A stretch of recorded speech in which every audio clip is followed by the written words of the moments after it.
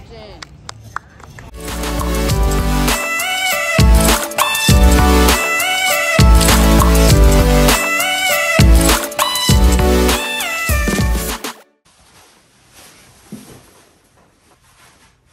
Alright guys, so it's now the day after the GC25 race and it's time for the race recap. So in this recap, I'm going to run through my splits on Strava, my ups and downs of the race, things I wish I did better, my mistakes, the conditions, and obviously I'm getting in the Christmas spirit for it. But before we get into the race day recap, pause this video, go down, press that like button, smash that like button, and if you are new to the channel, make sure you subscribe, smash that subscribe button. All right, let's get into the race recap. So firstly, the GC25, as the name says, it was at the Gold Coast, it was at Coolangatta, which is an hour and 40 minutes away from my house. I didn't really feel like paying for accommodation, so we stayed at home the night before, which means that we had to get up at 2:50 a.m. For a 3:20 departure to then make it there by 5 a.m. and the race started at 5:30. Once we got there, as you would have seen in the video, it was pissing down rain. It actually eased up as we started recording. I originally had the plan to bring my little camera, but it really doesn't work well in the rain, like it would probably break. So I was originally meant to record my takeoff, but decided not to just because, yeah, I didn't want it to break. You also would have seen that on the starting line, there was heaps of puddles. It started off in a bit of a grass area. I was on the third wave. So the first wave, the guy who was leading that, he's actually the guy who won it and he was 20 seconds off the course record. Me being in the third wave, I had to wriggle through a hell of a lot of people that were running just a reasonable pace. They obviously weren't racing. So I had to weave through those guys and then I found my own little spot, probably like 2Ks into the race, and I was running alone probably until about 12Ks in.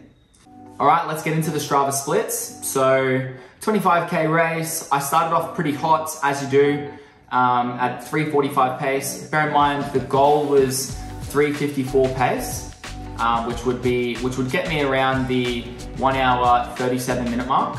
So the first K came out pretty hot, 3:45. I was above schedule. I did the same for 2, 3, and 4. About 4Ks through, I ended up passing these two guys that I saw in the first wave.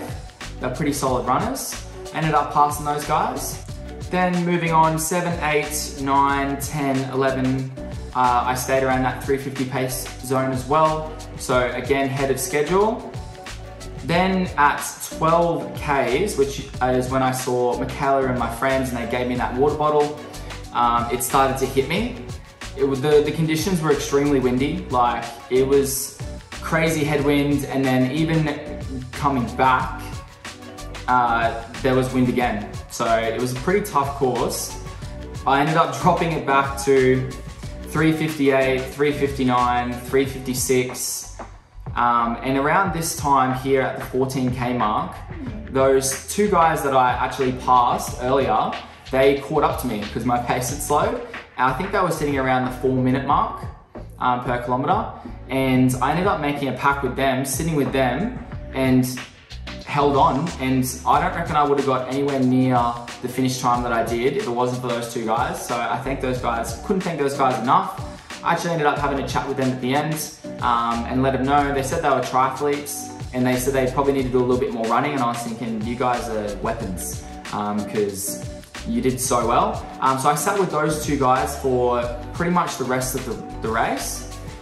And then we held around the 3:58 per kilometer pace for the next 18, 19, 20, and then 21, 3:57.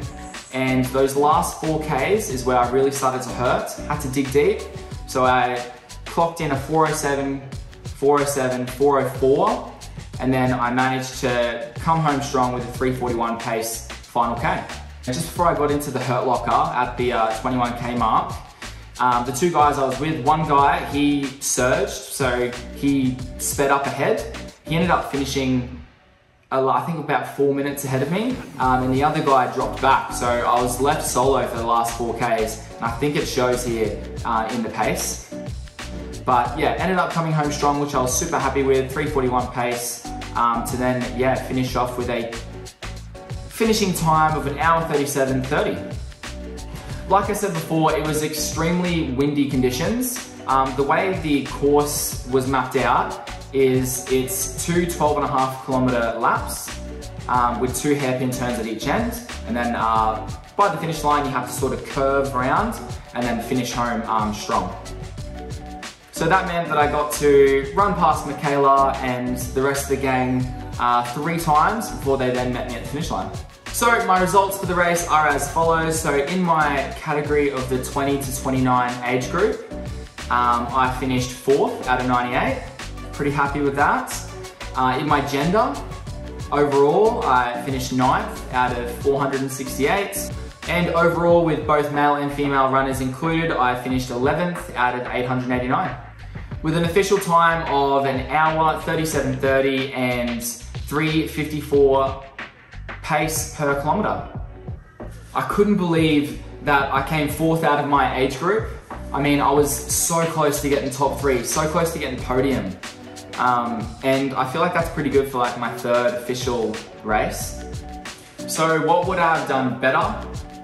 First of all, I think I would have come out a little less hot out of the gates.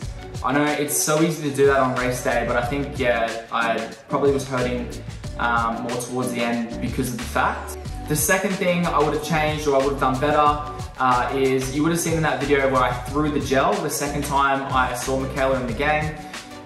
The reason I did that is because in my tracksmith shorts, I don't think I had them tied up tight enough. I had 2 gels in the back. I had my first gel at about 10 Ks in, and I was planning on having a second gel at about 18 Ks, but I felt really good, and the gel was making my pants slide down. So I ended up taking it out and deciding not to take the gel, and that's why I threw it back to them when I went past on that last time. And I think that's the reason I was in the hurt locker 21 Ks onwards, because I sort of bonked. So yeah, that's what I would change. I would make sure I have that second gel, and I would come out a little less hot out of the gates. So even though I bonked by the 21K mark, on my Strava, I actually registered 2 seconds off a 21 or half marathon PR. What is next for Dave the Runner? You're just gonna have to wait and see. I've got a massive announcement coming up in the next month or so stay tuned for that on my channel or on all my socials. So Instagram, Dave the Runner, Strava, Dave the Runner, and yeah, YouTube at Reset Running with Dave. So I feel like I need to address that I didn't actually hit the goal that I set out to hit. So the A goal was sub hour 37. If all goes well, I'll be crossing that finish line in sub hour 37. So I'm yet to fail on any goals that I've said that I will do, and I don't plan to fail this time, so bring on December 4th. And I finished with the finishing time of 1:37:30, but to be honest, I'm happy with that. I'm gonna take it as a win. To being in the 1:37 minute category, I'm super happy with that. It was a big day, tough race, tough conditions, and I learned a lot from the race. So overall, I've definitely come back better. My training, my last 10-week training block was a massive success. I can feel the fitness has improved. I can feel like a stronger, better runner. So I'm gonna have to take that as a win. That's gonna conclude today's GC25 race recap. If you liked the video, make sure you like and subscribe. Share it with your running buddies, really helps me out. And I'll see you guys next time. Peace.